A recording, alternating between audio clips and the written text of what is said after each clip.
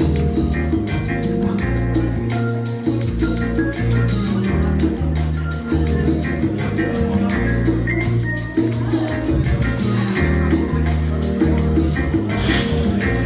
I'm Undrai Fizer, and I just wanted to get on here to tell you that you and I are fearfully and wonderfully made. We have been put together uniquely and extraordinarily by the Lord. We are incredible people. We are sensational people. We are profound people. We are significant people. But you have to tell yourself that. And you have to tell yourself that with something in the account. You can't be deficit and speak sufficiency to you. You just can't speak hype words to you and believe it. You have to have something in your account. You have to have belief and knowing and power in your account. And you have to have the kind of power in you to the point where your own emotions are respecting you. Because when your emotions are respecting other people's opinion, your emotions have just lost respect for you. And I had to learn how to get that. No one sat me at their feet and taught me how to do it. I had to let myself be wonderfully made. I had to let myself be that. I had to let myself feel significant. I had to let myself feel legally important to me. I couldn't base this importance on what other people would let me feel. It was based on what I allowed myself to feel and what I fed myself as a result of feeling that I was important to myself. Because after a while, we're going to forget that God made us strategically powerful. And we're going to try to please ourselves. And we're going to forget God as though God put us together. And it's almost like we perceive that God is ignorant and he doesn't know what he's doing. But you are what God is doing. And I had to let myself do that. And I had to let myself feel that.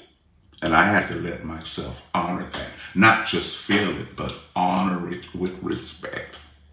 You need enough power in your mental account to be able to write that check for sufficiency. And even though you're going to resurrect yourself out of your grave, you got to have the strength to not only get out of the grave, but walk away from it. And so you have to do that for those of you who may be having problems doing that. No one could just come encourage you, because encouragement only lasts temporarily. And you're going to find yourself addicted to people who encourage you just so they could keep encouraging you. And while you're always constantly in the presence of those who are encouraging you, you won't be fulfilling any purpose because you're busy trying to find those who encourage you. You're busy running back and forth for encouragement, and your purpose won't get done. So look, you are wonderfully made. You have to do more than believe that. You're going to have to establish some disciplines and lifestyles that confirm that. Because you and I are our first confirmation. No one's going to come to you that don't know you and tell you something that only you and God know. Because if you get too many confirmations, it means you're not doing anything. If you're getting too many confirmations, it's saying you're not doing anything with your life. You follow what I'm saying? So you got to get up yourself. And so, you know what? I could tell you things and it's not going to work. I'm going to tell you, I could say a lot of wonderful things. But you have to believe and you have to know you. Because if your feelings are listening to me, it means your emotions have lost respect to you. One of the first signs of being lost in yourself, I didn't say hell-bound, but one of the first signs of being lost is when your own emotions have lost respect for you. When your own feelings can't feel you. If your feelings listen to me more than your feelings listen to you, you are a lost individual. Because anybody could tell you to jump in the sea or go anywhere, and you will do it. So you need to tell your feelings and give your reasons, feelings, and a reason to believe in you. Give your own emotions a reason to honor you. Because when your feelings and your emotions honor you, it will raise you to the top. I'm telling you what I know. I'm telling you what I know.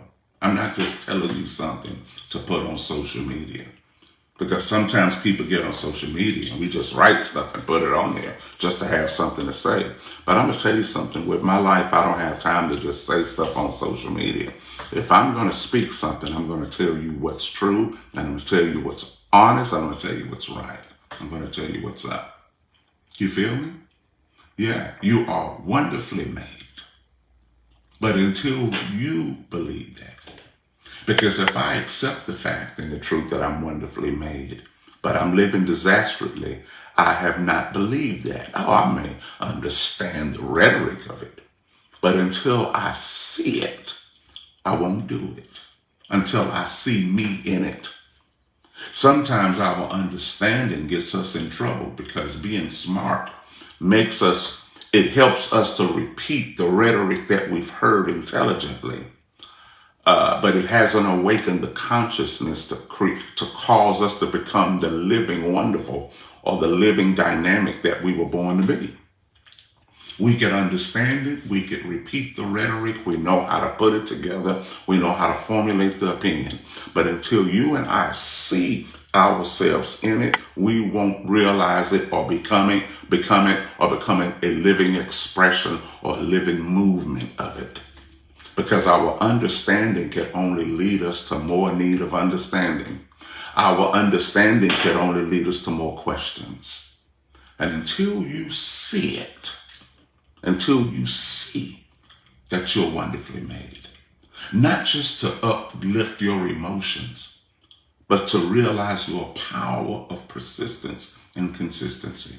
See, without a vision, you won't apply any of this. Because who wants to be quote unquote disciplined for nothing?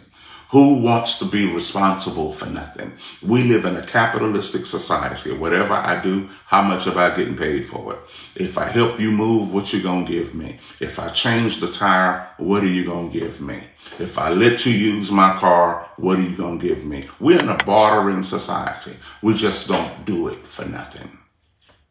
So God didn't create you for nothing. God didn't create me for nothing. God isn't telling you to live as him for nothing. God isn't telling you to have power for nothing. God isn't telling you to be holy for nothing. God isn't telling you to pursue purpose for nothing. Everything is for greater, for the joy set before him. He endured the cross. Jesus wasn't happy with the cross. Jesus was happy with the aftermath. Jesus wasn't happy with the nails. Jesus wasn't happy with the crown of thorns. Jesus wasn't happy with the temptations. Jesus wasn't happy with the sickness. Jesus wasn't happy with the unbelief. Jesus wasn't happy with the doubt. Jesus wasn't happy with crowns of thorns and getting whipped and getting spit on and carrying a cross. Jesus was not happy with being stripped naked. Jesus wasn't happy with getting nails put in his hand. Jesus was not happy with that. Jesus was happy with the aftermath. The aftermath, the reason for it gave him the happiness. The reason for it gave him the joy to endure the process. Jesus wasn't happy just to be happy. When you and I are happy with the aftermath, we may not be happy with the process. We may not be happy with the pursuit. We may not be happy with all of the challenges. We may not be happy with the homework. We may not be happy with the observations. We may not be happy with the questions, but it's the reward. It is the reward. It is the joy set before us that causes us to subject ourselves to the discomforts of the becoming. Because God is not telling you just to be happy. But God is showing you who you are, realizing yourself to be. And I'm happy with that. No, I'm not happy with the exercises. I wasn't happy with the physical training. I was happy with my capacity to lift my leg up, though, and get in my boat. When before I couldn't lift up my leg and get in my boat. I was happy with the result. I wasn't happy with the exercises. I wasn't happy with what my physical trainer was doing to me. I wasn't happy with the legs. I wasn't happy with the weights. I wasn't happy with the stretcher. I wasn't happy with that. But I was happy when I was able to climb on that trailer and lift up my leg and get over that boat. I was happy that I was able to lift my leg and get out of the boat much easier than before. I have to have a result set before me, which determines the unhappiness that I will happily go through. Without a vision, all I have is my feelings. Without a purpose, all I have is my emotions. Without a joy set before that's causing me to answer these hard questions and ask these hard questions, without a joy, I have nothing. And like I wrote on yesterday, we lead because we know the way. We don't lead if you like it or not. We don't lead just because we don't need people to like it, but we lead because we know the way. And Christ knows the way. He's not leading the way and we like every step of the journey. He didn't ask you to like the step, but I like the result. I'm happy with the result coming.